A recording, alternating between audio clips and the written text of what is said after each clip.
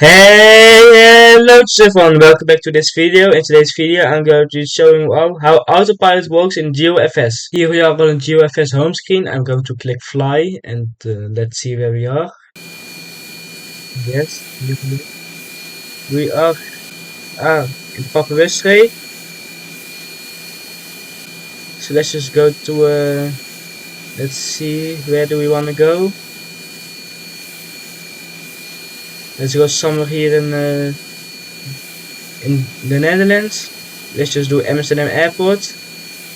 Take off from 18 right. I'm not going to use this one for the autopilot. I'm just using a general aircraft 737-700 with delivery KLM. Perfect. Let's just turn the engine off for this. So we have really two ways to use the autopilot. I'm going to show you both ways. The first one is navigation right here on the flight plan. We can make a flight plan, and we also have this one, which is just manual. So let's start with this normal autopilot. So what you are going to do if you're not just now here, let's say in Amsterdam, and you're trying to take off from the 737, we are going to do that.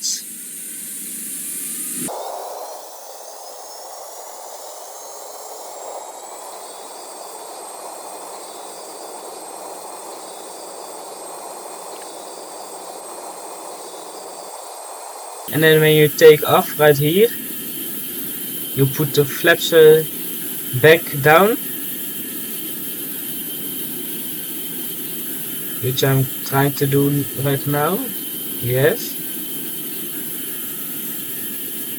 So gear up, so we can go a bit faster. The flaps down, and then we down click on the letter A for this to go on. We can hear the knots, we can go faster. As you can see, this is in knots now. This one is in M. I don't know what it stands for. This is probably the speed of sound. Yeah, this is a Mach. I just forgot what it means. So now it's just going, let's say, just you can go all the way up what you want. As you can see, I'm now the autopilot is for 990 knots. Of course, the plane is not going 990 knots. It is always trying, so the RPM will always be on 100. You can use the altitude to fly higher. Of course, you just click on this button right here, on the plus button, to go higher. As we see right now, we just are flying very peacefully. But if you do the vertical speed off, you can fly faster to off the ground. Maximum is 6000. So as you notice, we are flying in a straight line. As you can see, there is 118 right. What we want to do if you don't want to fly in a straight line, you click on navigation. Let's say I click on minus. We can go let's say 160 degrees. So we're now flying 160 degrees. And you can just use this to go left and to go right. As we see, 100 degrees. We are almost turning around back to over Amsterdam. And I'm not flying anything. As you can see, my hands are right here. And I'm not flying the plane. I'm just controlling the autopilot. Which is very good. You can also use the autopilot to go to land. So let's try to make an approach. Let's just turn the autopilot off for a few moments. Let's try to land here. As we see, we can use the autopilot to descend. I'm using gear, and of course the knots go, let's say 140 knots is fine. A bit slow, but no. For that we have flaps, so the flaps are down, and we can use the autopilot to descend. I think 500 is the lowest you can descend. Maybe you can do 200 right here, so you can go a bit slower still. We are now going down.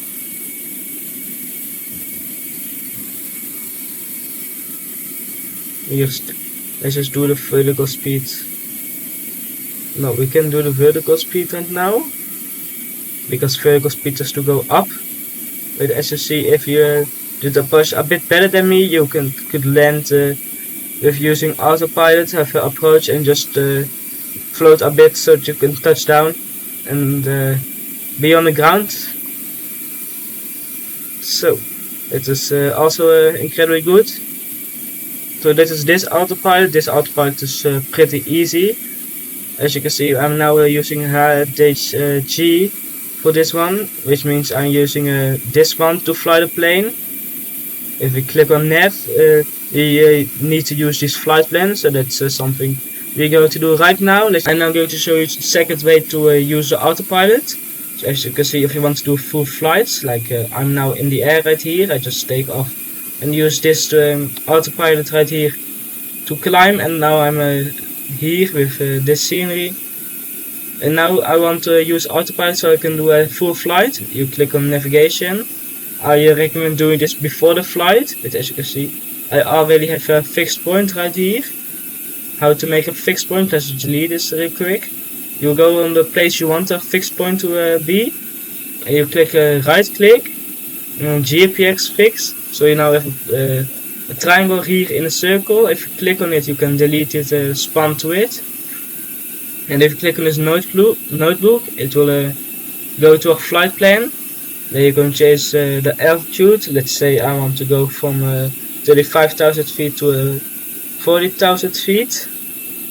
And I want to go, let's say 350 knots, which is good. And then, of course, this is not a full flight. Let's say I want to go in the ocean, to fly in the ocean. We can click on that, and then again we click on the GPX fix, we add to flight plan, and just say right here I also want to go 40,000 feet, and let's say here also the 350 knots.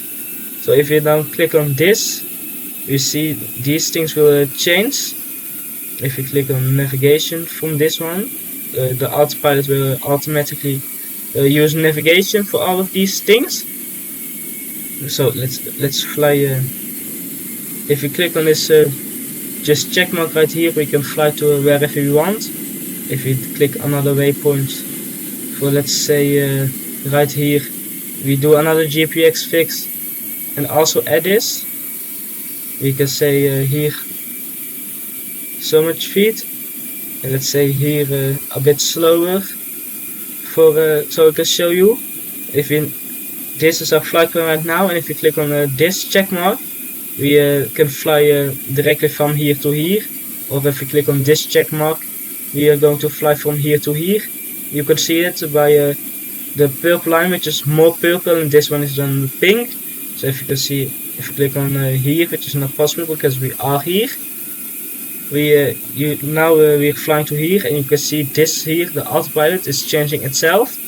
And if we are flying to this place, this will change automatically without me doing anything that I'm going to show you right now.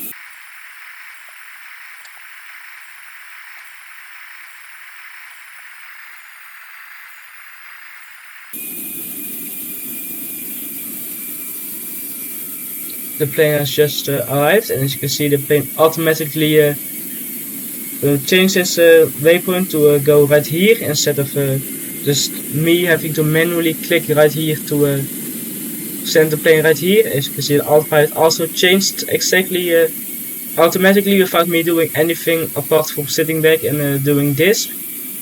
So let's say I want to go right here. We can add GPX fix again and just do this. Let's say here I want to go lower. This is a bit unrated. So let's say I want to go lower right here, and also again 320 knots. And then of course, if you want to land, let's say right here on RAF Cortical, and we can set to flight plan arrival. It will be set as flight plan arrival, and we want to land at around 170 knots, I think, which is okay. So then from this place we can go to here, and then the plane will automatically fly to here, and then it will try to land right here, but it will be right so we will land exactly how this pink line is, so we will land not really the best from the runway. It will be used a bit. If you can see, if you just fast forward to here, let's just add another waypoint to because it's faster that way. Let's click this one away.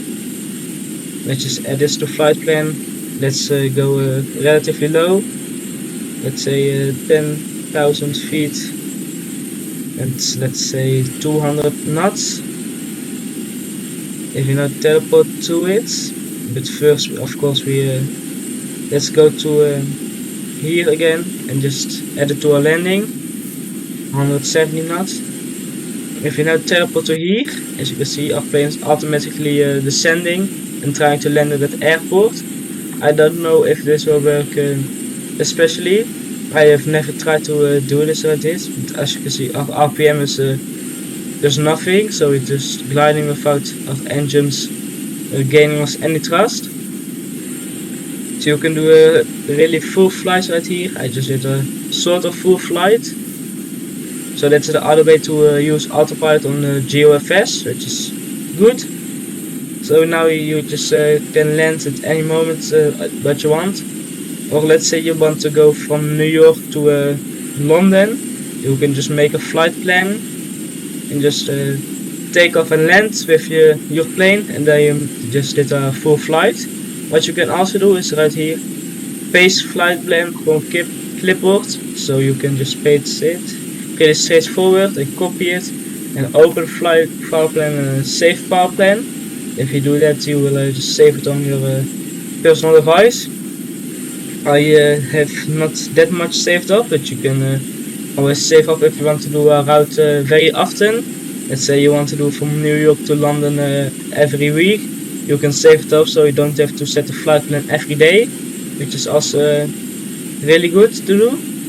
As you can see, we're now pretty close to our destination. Also very good. So yeah, thanks very much for watching this video all the way through. Please like, subscribe, and I'll see you next time. Bye bye.